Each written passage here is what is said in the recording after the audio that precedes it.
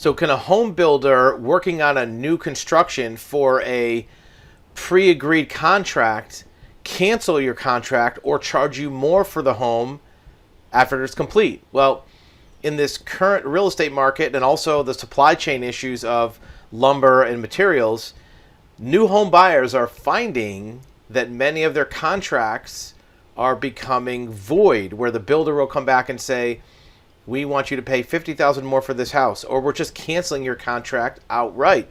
How is this possible? Is this legal? What are the options you have as a home buyer? Well, let's first look at how this is happening. Most new construction contracts have built into it what's called an escalation clause. And the escalation clause basically says, if these materials cost more than X amount percent of what we figured, we can charge you more because the price went up. Or if the labor cost goes up more than a certain amount, we're allowed to adjust the price of this house accordingly to reflect that cost. So every new home builder has this escalation clause likely built into their new construction contract, and it allows, they can substitute materials, they can adjust the purchase price based on those escalating costs.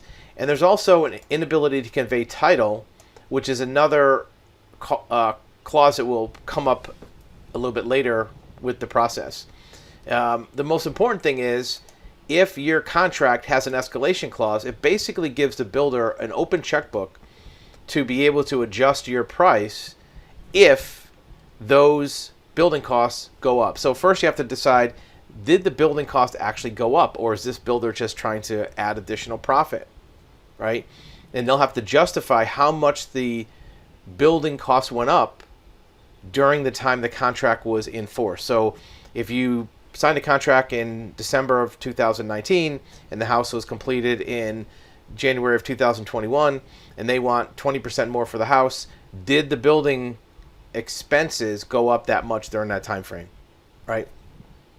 There's also an additional clause called a duration clause. And a duration clause allows the builder to say, look, we couldn't start or finish or make progress on this house within the time frame that the contract allows, so we're just going to cancel the contract outright.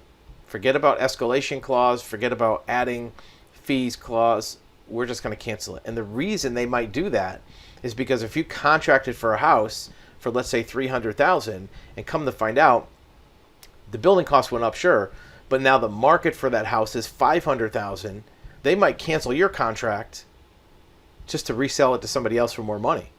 Is that fair? Well, it doesn't sound fair to me, but your contract probably says they're allowed to do it. So make sure you look at your contract.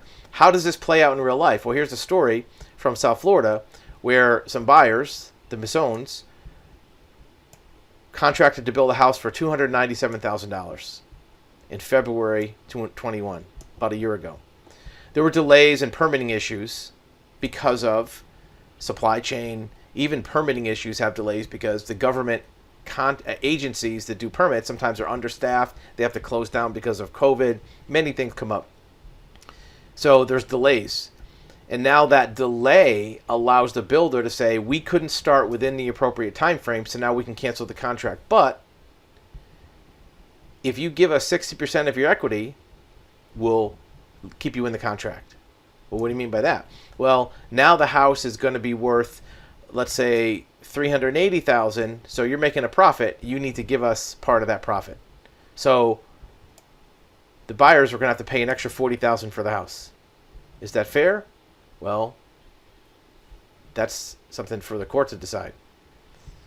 Most contracts have an implied good faith component to them.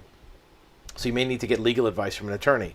There's also part of a contract to keep you from being blindsided that's what's called force majeure, where if there's some outside force that is unexpected that makes this building project become difficult or impossible or not be able to fit within the guidelines of the original contract, the builder may be able to extricate from that contract based on them saying so. The first thing to find out is, do you still want the house? If you still want the house, now look at if the actions of the builder are legal. If they're legal, you may not have too many options.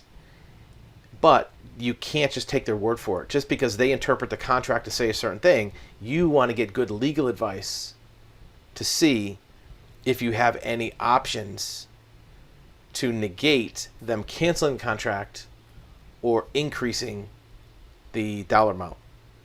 Certainly it's fair if building materials went up dramatically, which they did, for the builder to say, look, we didn't anticipate that the lumber in your house was supposed to cost $50,000, it's costing $90,000. They're not going to eat $50,000. If it went up $2 or $3 grand, they'll probably eat that.